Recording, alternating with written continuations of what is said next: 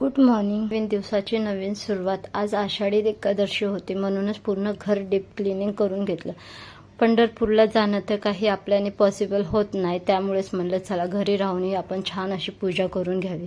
छान अशी दारात छोटीशी रांगोळी काढून घेतलं. रोज रोज तर काही काढणं होत नाही, पण आज म्हणलं चला काढून घेऊया.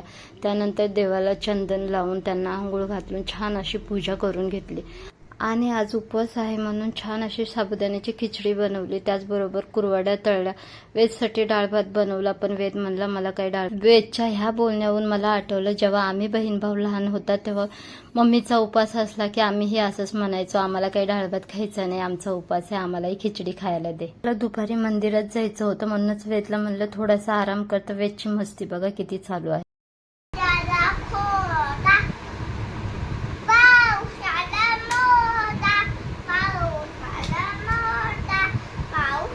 मुलांना एकदा जर म्हणलं ना की आपल्याला कुठे जायचंय तर त्यांची एकच घाई असते, कधी जायचंय कधी जायचं. मला मंदिरात जायचं होतं म्हणूनच आम्ही रेडी होऊन बसलो होतो, पण आहुंचं काहीतरी काम चालू होतं म्हणूनच आम्ही थोडा वेळ टाइमपास करत होतो. मंदिरात आल्याच्या नंतर बघा इथे एवढी सगळी गर्दी होती, पण फायनली आमचं दर्शन एकदम छान झालं. आणि वेद बघा किती छान दर्शन घेतोय. दर्शन करून झाल्यावर थोडा वेळ आम्ही तिथे शांतपणे बसून राहिले आणि त्यानंतर बाहेर निघल्यावर आमचं असं ठरलं की मावशीचं घर तर जवळच होतं, मग चला मावशीच्या घरी जाऊन येऊया.